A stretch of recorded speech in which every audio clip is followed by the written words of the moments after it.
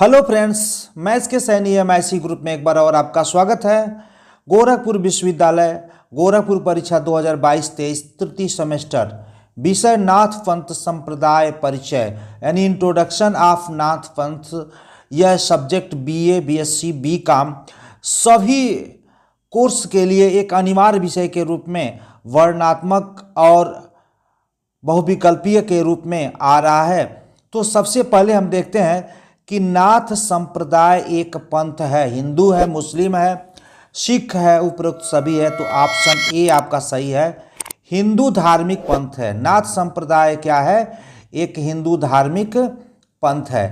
देखते हैं नेक्स्ट दूसरे नंबर पे कि नाथ संप्रदाय के संस्थापक माने जाते हैं। नाथ संप्रदाय के संस्थापक माने जाते हैं तो ऑप्शन सी है, गोरखनाथ। जो गुरु गोरखनाथ बाबा हैं, ये नाथ संप्रदाय के यह संस्थापक माने जाते हैं। और जो मत्स्येंद्र नाथ हैं, ये गोरखनाथ के क्या हैं? गुरु हैं। जो मत्स्येंद्र नाथ हैं, ये गोरखनाथ के गुरु हैं। चूँकि इन्होंने प्रचार प्रसार किया, लेकिन गोरखनाथ बाबा ने इसका संग्रह कलेक्शन किया और सिस्टमेटिक ढंग से इसे लागू किया, इसलिए नाथ संप्रदाय के संस्थापक के रूप में बाबा गोरखनाथ को माना जाता है। जो आपका मंदिर मिल सकता है आपको गोरखपुर में। नेक्स्ट देखते हैं कि नाथ संप्रदाय के प्रथम गुरु एवं आराध्य हैं। नाथ संप्रदाय के प्रथम गुरु एवं आराध्य हैं तो शिव हैं। भगवान शिव की इसमें आराधना की जाती है। नाथ संप्रदाय किस योग साधना पर आधारित है? तो यहाँ पे देखते हैं कि ऑप्शन सी है, हठ योगी, यानी हठ योग पर आधारित है नाथ संप्रदाय। प्रश्न देखते हैं कि नाथ साधु संत किस रंग के कपड़ा बिना सीले पहनते हैं? तो आप देख सकते हैं ऑप्शन सी है, भगवा रंग का जो कपड़ा है, यह नाथ साधु संत जो बिना सिले हुए पहनने का काम करते हैं। नेक्स्ट देखते हैं कि नाथ संप्रदाय के योगी अपने गले में किस रंग का जनेऊ रखते हैं? तो ऑप्शन डी सही है, काले रंग का यह जनेऊ अपने गले में रखते हैं। काले रंग के जनेऊ को क्या कहते हैं? उनके भाषा में काले रंग के जनेऊ को क्या कहते हैं? तो ऑप्शन ए सही है, सीले कहते हैं। जो काले रंग की जनेऊ होता है उसे सीले कहते हैं। नेक्स्ट देखते हैं, नाथ संप्रदाय के योगी गले में एक सिंग की नादी रखते हैं, जिसे सीले और सिंग दोनों को क्या कहते हैं? तो ऑप्शन ए सही है, सिंगी शैली के नाम से जानते हैं, उसको सिंगी शैली कहते हैं, सिंगी शैली कहते हैं। नेक्स्ट देखते हैं कि नाथ संप्रदाय के साधु के हाथ में क्या रहता है? आपने देखा होगा हर समुदाय के जो सन्यासी होते हैं उनके हाथ में कुछ न कुछ रहता है। आपने देखा सिंगी शैली, कमंडल, चिमटा, कमरबंद। तो ऑप्शन सी सही है, उनके हाथ में चिमटा रहता है।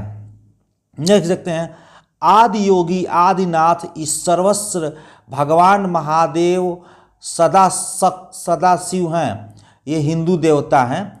तो इसको क्या कहते हैं? इनके संप्रदाय में इसको बोलते हैं आदि गुरु, यानी आदि योगी आदिनाथ सर्वस्व भगवान महादेव सदाशिव हैं हिंदू देवता के रूप में।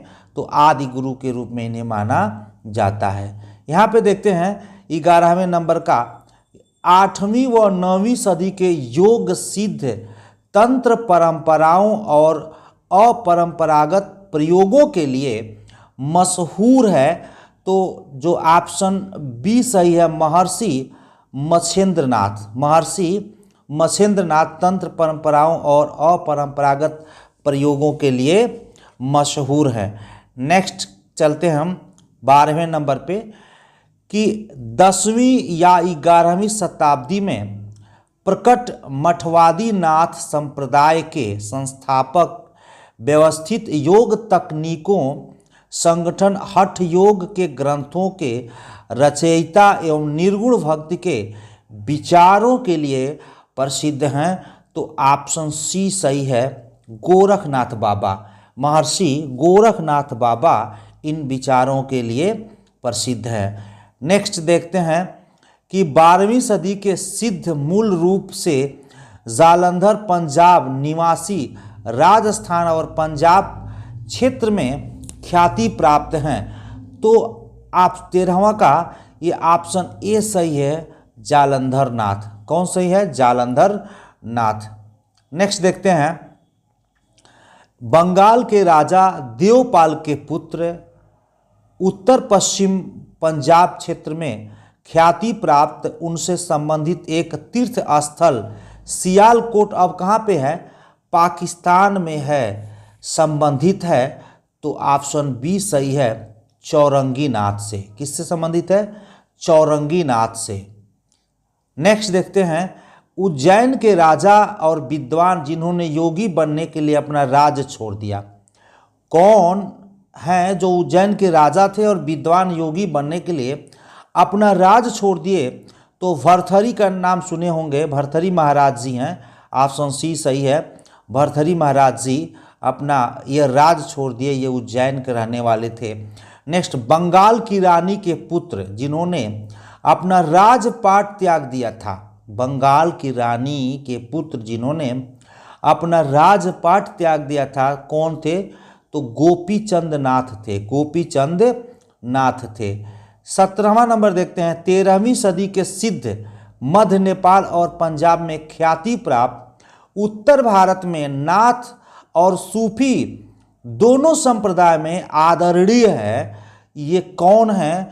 तो आप देख सकते हैं कि ऑप्शन ए सही है, रत्नाथ जी हैं, रत्नाथ जी हैं, जो सूफी दोनों संप्रदाय में आदरणीय है, यानी नाथ और सूफी दोनों संप्रदाय में आदरणीय है। 15वीं सदी के सिद्ध गुजरात में ख्याति प्राप्त उन्होंने कच्छ क्षेत्र में एक मठ की स्थापना की थी। किंवदंतियों के अनुसार उन्होंने कच्छ क्षेत्र को जीवित रहने योग्य बनाया था। इन्होंने, एक किंवदंती है, लोग बताते हैं ग्रंथों विचारों के हिसाब से कि जो गुजरात का कच्छ की खाड़ी है, कच्छ का जो क्षेत्र है, उसमें जीवित रहने योग्य बनाने का काम किसने किया था? तो ऑप्शन सी सही है, धर्मनाथ ने। कौन है? धर्मनाथ ने। अब नेक्स्ट देखते हैं, 19 नंबर पे हम चलते हैं। 18वीं सदी के सिद्ध उन्होंने हरियाणा में एक मठ की स्थापना की थी। कौन हैं जो 18वीं सदी के सिद्ध उन्होंने हरियाणा में एक मठ की स्थापना की थी? तो ऑप्शन ए है, मस्तनाथ जी हैं, मस्तनाथ जी हैं, ये इन्होंने वहाँ पे स्थापित किया। नाथ संप्रदाय में सात्विक भाव से किसकी भक्ति की जाती है? तो ऑप्शन ए सही है, शिव की, भगवान शिव, जिसको हम महादेव के नाम से जानते हैं। नाथ संप्रदाय में शिव को किस नाम से संबोधित करते हैं? तो इस संप्रदाय में अलख नाम नहीं कहते हैं, अलख निरंजन, अलख नाम से। आप माता वैष्णो देवी का एक फिल्म देखे होंगे जिसमें जो भैरवनाथ हैं अलख निरंजन करते हुए माता जी के पीछा करते हैं और लास्ट में माँ वैष्णो जी के हाथों वो मारे भी जाते हैं, तो अलख शब्द का प्रयोग करते हैं। ये अभिवादन के लिए किस शब्द का प्रयोग करते हैं? नाथ संप्रदाय के जो योगी हैं अभिवादन के लिए किस शब्द का प्रयोग करते हैं? आदेश शब्द का, आदिश शब्द का, यानी ऑप्शन सी सही है, दोनों, आदेश और आदिश दोनों शब्द का प्रयोग किसी को अभिवादन के लिए करते हैं। देखते हैं कि अलख और आदेश शब्द का अर्थ होता है तो प्रणव भी होता है और परम पुरुष भी होता है, तो ऑप्शन सी सही है। ए और बी दोनों अलग और आदेश शब्द का अर्थ दोनों होता है। नाथ साधु संत किस पर विशेष बल देते हैं? तो ऑप्शन सी सही है, हठ योग पर। नाथ साधु संत किस पर विशेष बल देते हैं? तो ऑप्शन सी सही है, हठ योग पर। नेक्स्ट देखते हैं, गुरु गोरखनाथ या गोरक्षनाथ के शिष्य हैं? तो भैरवनाथ जी हैं। भैरवनाथ वही भैरवनाथ जो माता वैष्णो देवी जी से लड़े थे और मारे गए थे, और भैरवनाथ का भी जगह है। माता वैष्णो जी का दर्शन करने के बाद लोग भैरवनाथ जाते हैं। तो जो गुरु गोरक्षनाथ के जो शिष्य हैं वो भैरवनाथ हैं। नेक्स्ट देखते हैं कि महाराष्ट्र में नवनाथ भक्तिसार ग्रंथ प्राप्त हुआ था। नवनाथ भक्तिसार ग्रंथ प्राप्त हुआ था और किसके रचयिता हैं? उसके रचयिता हैं। महाराष्ट्र में नवनाथ भक्तिसार ग्रंथ प्राप्त हुआ था, किसके द्वारा रचित है? किसके द्वारा रचित है? तो ऑप्शन बी सही है, मच्छिंद्र नाथ के द्वारा। ऑप्शन बी सही है, बी सही है, मच्छिंद्र नाथ के द्वारा। ये बौद्ध धर्म के यह संप्रदाय से ही अलग हुआ है। देखिए थोड़ा सा अब आ सकता है कि मतलब 5-5 नंबर का आता है। जो प्रारंभिक 10 नाथ हैं उनका नाम आदिनाथ, अनादिनाथ, करालानाथ, विकरालानाथ, महाकालनाथ, काल भैरवनाथ, बटुकनाथ, भूतनाथ, वीरनाथ, श्रीकंठानाथ। इनके 12 शिष्य थे जो इस क्रम में है। नागार्जुन, जड़, भारत, हरिश्चंद्र, सत्यनाथ, चरपटनाथ, अवधनाथ, वैराग्यनाथ, कांताधारीनाथ, जालंधरानाथ और मल्ल्यार्जुन नाथ। यानी हम कह सकते हैं कि प्रारंभिक 10 नाथ के ये नाम है और उनके 12 शिष्यों का ये नाम है। पूछ सकता है नाथ संप्रदाय के प्रारंभिक 10 नाथों के नाम लिखिए या बताइए और उनके शिष्यों का भी नाम बताइए, तो आप ऐसे भी लिख सकते हैं। नेक्स्ट देखते हैं, गुरु गोरखनाथ सबसे पहले कहाँ देखे गए थे? तो ऑप्शन बी सही है, गोरखा जिला नेपाल में। जो वहाँ पे गोरखा एक जाति है जो हमारे भारतीय सेना में गोरखा रेजिमेंट के नाम से लड़ती है, वह ही गोरखा ज़िले के है, जो बाबा गोरखनाथ के ही नाम से वो लोग भी प्रसिद्ध हैं। तो गोरखा जिला नेपाल में है। और नेक्स्ट देखते हैं कि 2800 नेपाल में गोरखा जिले में बैसाख शर्मा को एक उत्सव मनाया जाता है। बैसाख शर्मा को एक उत्सव मनाया जाता है जो उसको बोलते हैं, क्या बोलते हैं? रोट महोत्सव। बैसाख में एक उत्सव मनाया जाता है जिसको रोट महोत्सव के नाम से जानते हैं। गोरखनाथ मंदिर कहाँ स्थित है? तो ऑप्शन ए सही है, गोरखनाथ। गोरक्षनाथ बाबा का मंदिर कहाँ स्थित है? तो गोरखनाथ में है। आप देखते हैं नेक्स्ट 30 नंबर पे चलते हैं। बाबा गोरखनाथ मंदिर के वर्तमान महंत हैं। तो ऑप्शन सी है ऑप्शन बी सही है, योगी आदित्यनाथ। क्या सही है? ऑप्शन बी सही है, योगी आदित्यनाथ, जो वर्तमान उत्तर प्रदेश के मुख्यमंत्री हैं भाजपा से। ये बाबा गोरखनाथ मंदिर के वर्तमान महंत के रूप में हैं। नेक्स्ट देखते हैं कि बाबा गोरखनाथ में मकर संक्रांति में 1 माह तक चलने वाला प्रसिद्ध मेला का क्या नाम है? होली मेला, दिवाली मेला, खिचड़ी मेला, रामनवमी मेला। तो यहाँ पे खिचड़ी मेला।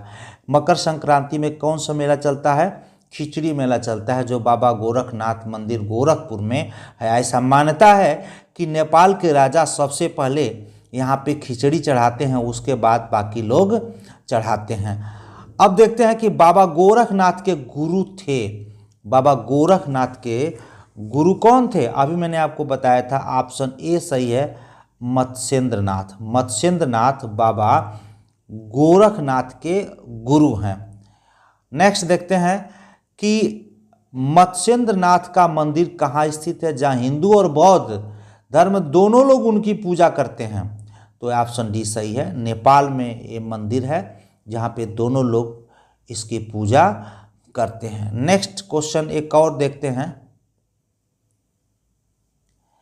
कि नाथ संप्रदाय को अपनाने के बाद कितने साल की कठोर तपस्या के बाद ही सन्यासी को दीक्षा दी जाती थी? विशेष परिस्थितियों में गुरु के अनुसार कभी भी दीक्षा दी जा सकती है। तो ऑप्शन बी सही है, 7 से 12 साल की कठोर तपस्या के बाद ही उन्हें दीक्षा दी जाती थी। और जिनको दीक्षा प्राप्त हो जाता था वो कभी राज दरबार से सोना चांदी या किसी तरह के कोई आभूषण नहीं प्राप्त कर सकते थे, भिक्षा प्राप्त कर सकते थे, इतना उसमें व्यवस्थाएं बनाई गई थी। लेकिन अगर किसी को इलाज करते हैं, किसी का सहयोग करते हैं, उसके बदले में वो भोजन के सिवा और कुछ नहीं प्राप्त करने का विधान था। देखते हैं सिद्धों और नाथों में भेद। हो सकता है कि प्रश्न आ जाए सिद्धों और नाथों में भेद बताइए। तो सिद्ध अनिश्वरवादी थे जबकि नाथ ईश्वरवादी थे। यानी सिद्ध जो थे वो अनिश्वरवादी थे जबकि नाथ जो ईश्वरवादी थे। सिद्ध नारी भोग में विश्वास करते थे जबकि नागपंथी उसके विरोधी थे। गुरु महिमा, पिंड ब्राह्मणवाद तथा हठ योग नाथ साहित्य का वैशिष्ट्य है। नाथों ने निरीश्वरवादी शून्य को ईश्वरवादी शून्य में प्रतिष्ठित किया। तो सिद्धों और नाथों में अगर अंतर आ जाए तो आप लिख सकते हैं, इसका स्क्रीनशॉट ले सकते हैं। नेक्स्ट देखते हैं कि जीवन शैली, जो उनकी जीवन शैली क्या है, कुछ परिचय, यानी हम कह सकते हैं नाथ संप्रदाय का परिचय है। नाथ साधु संत परिवारजक होते हैं। वे भगवा रंग के बिना सीले वस्त्र धारण करते हैं। ये योगी अपने गले में काली ऊन का एक जनेऊ रखते हैं जिसे सीले कहते हैं। गले में एक सिंह की नादी रखते हैं। इन दोनों को सिंगी शैली कहते हैं। उनके एक हाथ में चिमटा, दूसरे हाथ में कमंडल, दोनों कानों में कुंडल और कमर में कमरबंद होता है। ये जटाधारी होते हैं। नागपंथी भजन गाते हुए घूमते हैं और भिक्षाटन कर जीवन यापन करते हैं। उम्र के अंतिम चरण में, नेक्स्ट और आगे देखते हैं कि उम्र के अंतिम चरण में वे किसी एक स्थान पर रुककर अखंड धुनी रमाते हैं और कुछ नाथ साधक हिमालय की गुफाओं में चले जाते हैं। तो अगर ऐसा है कि नाथ पंथ का संक्षिप्त परिचय दीजिए तो ऐसा भी हम दे सकते हैं। नेक्स्ट देखते हैं कि नाथ संप्रदाय का परिचय के रूप में देखते हैं। नाथ संप्रदाय भारत का एक धार्मिक ग्रंथ है। मध्य युग में उत्पन्न इस संप्रदाय को बौद्ध, शैव तथा योग की परंपराओं का समन्वय दिखाई देता है। यह हठ योग की साधना पद्धति पर आधारित पंथ है। शिव इस संप्रदाय के प्रथम गुरु एवं आराध्य हैं। इसके अलावा इस संप्रदाय में अनेक गुरु हुए जिनमें मत्स्येंद्रनाथ तथा गुरु गोरखनाथ सर्वाधिक प्रसिद्ध हैं। नाथ संप्रदाय समस्त देश में बिखरा हुआ था। गुरु गोरखनाथ ने इस संप्रदाय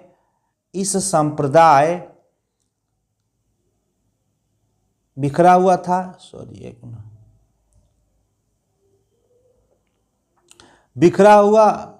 बिखरा और इस संप्रदाय को बिखरा हुआ था। गुरु गोरखनाथ ने इस संप्रदाय को बिखरा और इस संप्रदाय की योग विद्याओं को एकत्रित किया। अतः इसके लिए संस्थापक गोरखनाथ माने जाते हैं। नाथ संप्रदाय में योगी और जोगी एक ही सिक्के के दो पहलू हैं, एक जो सन्यासी जीवन में और दूसरा गृहस्थ जीवन में।